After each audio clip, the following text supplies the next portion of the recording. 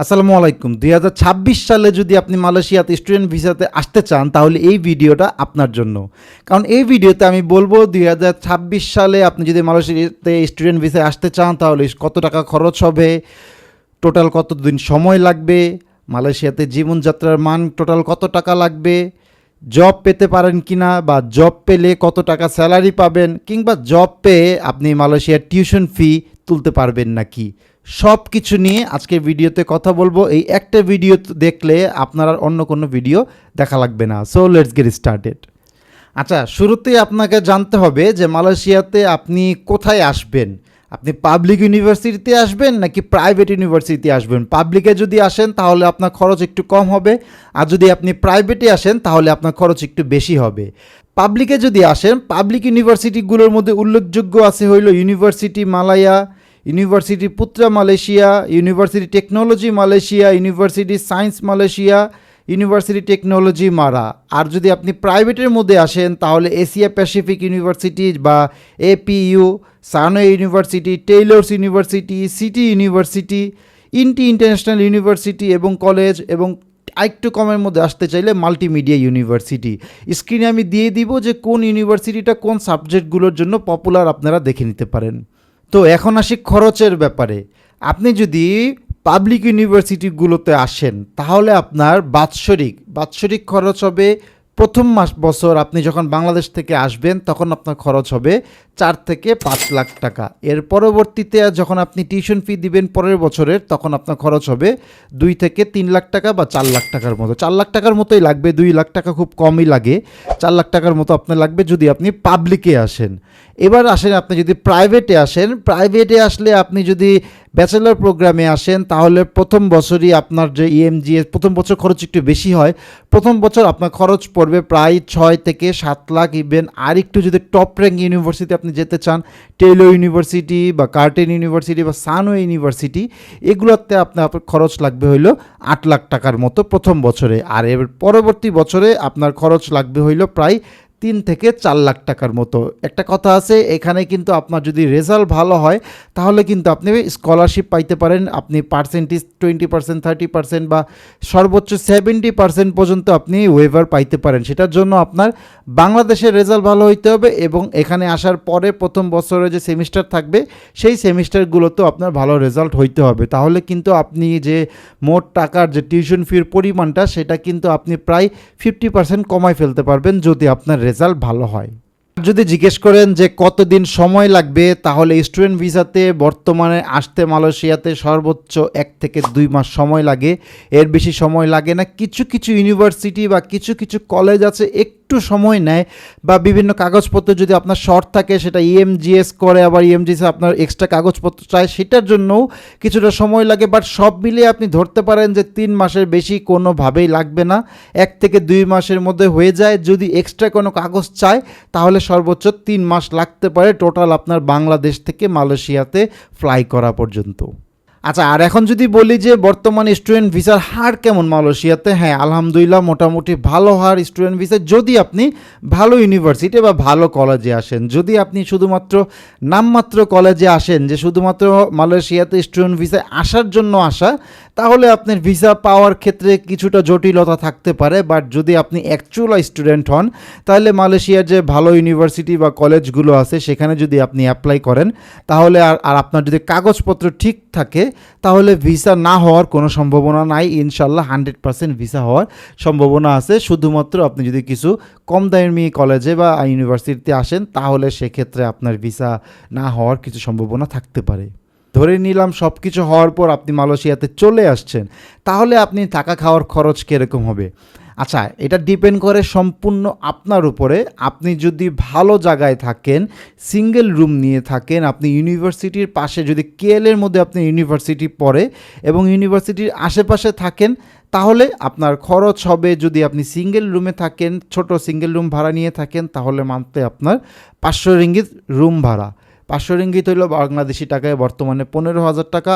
আর আপনার খাবার খরচ এবং আনুষঙ্গিক ইলেকট্রিক বিল, তারপর হইল মোবাইল বিল, আপনার যাতায়াত বিল, সব কিছু নিয়ে আপনি আরও 500 টাকা ধরেন, তাহলে আপনার খরচ হবে হইল 1,000 রিঙ্গিত সর্বোচ্চ।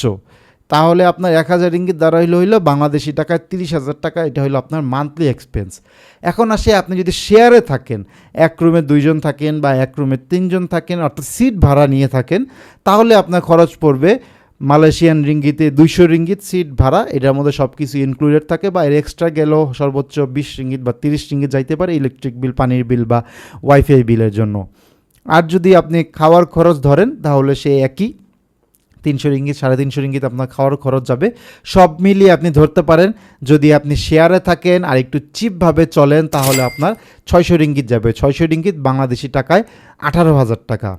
আর যদি আপনি বলেন যে না আমি লেভিশ লাইফস্টাইল লিড করব, আপনি সিঙ্গেল, মিডিয়াম বা মাস্টার রুম আপনি নিয়ে থাকলেন, একা থাকলেন, সারাদিন আপনি মানে প্রতিদিনই আপনি বাইরে খাওয়া দাওয়া করলেন, বাসায় রান্নাবান্না করলেন না, আপনি পার্টি করলেন, আপনি ড্রিঙ্কস করলেন, সম্পূর্ণ আপনার উপরে, আপনি এখানে ঘুরতে গেলেন সেখানে ঘুরতে গেলেন, তাহলে তো ভাই খরচের কোনো লিমিট নাই। তাহলে মাসের 50,000 টাকাও হয়তো আপনার জন্য এনাফ হবে না।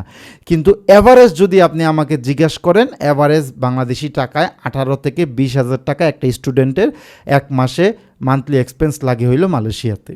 এবার আসি কাজ নিয়ে। আচ্ছা, সোজা বাংলা একটা কথা হইল, মালয়েশিয়ান যারা ব্যাচেলার আসবেন, ব্যাচেলার স্টুডেন্টদের জন্য মালয়েশিয়াতে কাজ করার কোনো পারমিট নাই। এটা আমি, আপনি বা যারা একটু খোঁজখবর রাখে সবাই জানে। কিন্তু তারপরও মানুষ কাজ করে, সেটা পার্ট টাইমও করে অনেকে, সেটা অনেকে ফুল টাইমও করে। ডিপেন্ড করে আপনার উপরে, আপনি পার্ট টাইম করবেন নাকি ফুল টাইম করবেন। জিজ্ঞেস করতে পারেন কাজ পাওয়া কি টাফ? বর্তমান সময়ে কাজ পাওয়া একটু টাফ, কারণ এখন মালয়েশিয়াতে কাজের একটু সংকট আছে। যারা ওয়ার্ক পারমিট ভিসাতে আছে তাদেরই কাজের অনেক সংকট আছে। আর আপনি তো স্টুডেন্ট, আপনি হইল পরের সিরিয়ালে দ্বিতীয়তে থাকবেন। আগে অগ্রাধিকার পাবে হইল যারা ওয়ার্ক পারমিটে যারা আছে তারা, তারপর আপনি অগ্রাধিকার পাবেন। কিন্তু যদি আপনি একটু স্মার্ট হন বা আপনি একটু কথাবার্তা বলতে পারেন, একটু ঘোরাফেরা করতে পারেন, জায়গা যদি একটু চিনতে পারেন, তাহলে আপনি ভালো কাজ পাইতে পারেন। যদি আপনি একটু ভালো ইংলিশ জানেন তাহলে আপনি একটু ভালো কাজ পাইতে পারেন। কিন্তু কোশ্চেন হইল, ভালো ইউনিভার্সিটি বা ভালো কলেজে আসার পরে আপনার যদি ক্লাস 5 থেকে 7 দিন থাকে তাহলে আপনি ফুল টাইম কাজ করতে পারবেন নাকি, সেটাও একটা প্রশ্নবোধক চিহ্ন আছে। হ্যাঁ, যদি আপনার ক্লাস সপ্তাহে 1 দিন বা 2 দিন থাকে তাহলে আপনি ফুল টাইম করতে পারবেন। কিন্তু যদি আপনার ক্লাস 5 থেকে 7 দিন থাকে তাহলে কিন্তু আপনি ফুল টাইম করতে পারবেন না। তখন আপনাকে পার্ট টাইম পাইতে হবে কাজ, পার্ট টাইমের জন্য কাজ করতে হবে বা পার্ট টাইম কাজ খুঁজতে হবে। ফুল টাইম কেউ আপনাকে নিবে না তখন। আর এখন যদি বেতনের কথা বলেন যে পার্ট টাইম কাজ করলে কত টাকা বেতন পাবো বা ফুল টাইম কাজ করলে কত টাকা বেতন পাবো, বা যেই টাকা বেতন পাবো সেই টাকা দিয়ে কি আমি আমার টিউশন ফি পরের বছরে কাভার করতে পারবো নাকি, তাহলে বলবো সোজা বাংলায় যে না, আপনি যে টাকা বেতন পাবেন সেই টাকা আপনি টিউশন ফি কাভার করতে পারবেন না। কেন পারবেন না? কারণ হইল আপনি যদি পার্ট টাইম কাজ করেন তাহলে আপনি মান্থলি সব মিলাইয়া আপনার কত, যদি আপনি ভালো জায়গাতেও কাজ করেন, পার্ট টাইমের কথা বলতেছি, খুব ভালো জায়গায়, তাহলে আপনি মান্থলি 1500 রিঙ্গিত পাবেন। 1500 রিঙ্গিত হইল 45,000 টাকা। এখান থেকে যদি আপনার প্রায় 15-16,000 বা 18,000 টাকা যদি আপনার এক্সপেন্সেই চলে যায়, মান্থলি এক্সপেন্সে, তাহলে আপনার কত টাকা থাকে? 20,000 টাকা থাকে। তাহলে বছরে কত হয়? বছরে হয় হইলো আপনার 2,40,000 টাকা। 2,40,000 টাকা কিন্তু আপনার টিউশন ফি না, টিউশন ফি কিন্তু মিনিমাম আপনার 3 লাখ টাকা। প্লাস যদি আপনি দেশে কিছু টাকা পাঠান তাহলে কিন্তু আপনি কোনোভাবেই আপনি ম্যানেজ করতে পারবেন না সেটা। সো এই জিনিসটা আপনি মাথায় রাখবেন, দেশের থেকে টাকা এনেই কিন্তু আপনার টিউশন ফি দিতে হবে। হ্যাঁ, যদি বলেন যে হাফ আমি এখানে কামাই করতে পারবো কি না, হাফ আমি দেশের থেকে আনতে পারবো কি না, হ্যাঁ, সেই ক্ষেত্রে আপনি যদি একটু কষ্ট করেন, মোবাইলে রিলস না দেখে, ফেসবুক না টিপে, অবসর সময় টিভি না দেখে যদি আপনি একটু কাজে সময় ব্যয় করেন তাহলে সম্ভব হাফ টিউশন ফি তোলা। অপরপক্ষে আপনি যদি ফুল ডে কাজ করেন, অর্থাৎ ফুল টাইম কাজ করেন, তাহলে আপনি মান্থলি স্যালারি সব মিলিয়ে আপনি হয়তো পাইতে পারেন আপনার 60,000 টাকা। 60,000 টাকার মতো আপনি মান্থলি পাবেন ইনিশিয়ালি প্রথম দিকে। সেই ক্ষেত্রে যদি আপনার 20,000 টাকা আপনার খরচও যায়, মান্থলি 40,000 টাকা থাকে, সেক্ষেত্রে দেখা যায় যে হ্যাঁ, সেক্ষেত্রে আপনি টিউশন ফি কাভার করতে পারেন। বাট এটা খুব হার্ডলি কাভার করা যায়, কারণ একটা ভালো স্টুডেন্ট একটা ভালো ইউনিভার্সিটি বা ভালো কলেজে যখন ভর্তি হয় সে কিন্তু ফুল টাইম কাজ করা অনেক কষ্টসাধ্য হয়ে যায় তার জন্য।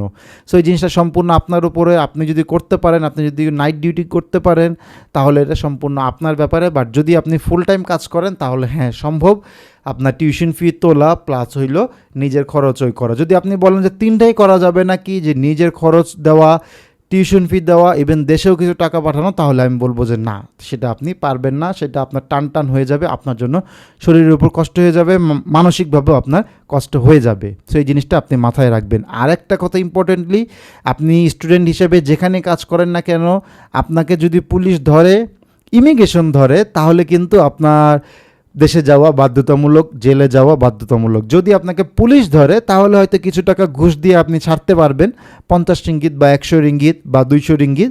কিন্তু যদি ইমিগ্রেশনে অপারেসিতে আপনি ধরা পড়েন, তাহলে কিন্তু ইমিগ্রেশন রেডে যদি ধরা পড়েন, সেটা আপনি রাস্তার থেকে ধরা পড়েন, রাস্তায় ধরলে যদি আপনার প্রমাণ পায় যে আপনি কাজ করেন, তাহলে আপনাকে ধরবে। আর কাজের থেকে ধরলে তো আপনার খবরই আছে, মাস্ট আপনার জেলে যাবেন, মাস 14 দিন থাকবেন এবং দেশে আপনাকে ডিপোর্ট করে দিবে। পুরো লাইফ কিন্তু আপনার শেষ হয়ে যাবে। তো কাজ করলেও নিজের রিস্কে কাজ করবেন, এই জিনিসটা মাথায় রাখবেন। তো এই ছিল আজকের ভিডিওটা। পরবর্তী ভিডিওতে আলোচনা করব যে মালয়েশিয়ার কোন কোন এরিয়াগুলোতে থাকলে আপনি কম খরচে থাকতে পারবেন, বা কোন কোন এরিয়াগুলোতে থাকলে আপনার খরচ বেশি হবে, কোন এরিয়াতে সেফ বেশি এবং কোন এরিয়াতে আপনার সুযোগ সুবিধা বেশি, সবগুলো নিয়ে আলোচনা করব পরের ভিডিওতে। আর আজকের ভিডিওটা এই পর্যন্তই। যদি আজকের ভিডিও সম্পর্কিত কোনো কোশ্চেন থাকে কমেন্ট করতে পারেন, চেষ্টা করব আনসার দেওয়ার জন্য। সবাই ভালো থাকবেন, সুস্থ থাকবেন। আল্লাহ হাফেজ, আসসালামু আলাইকুম।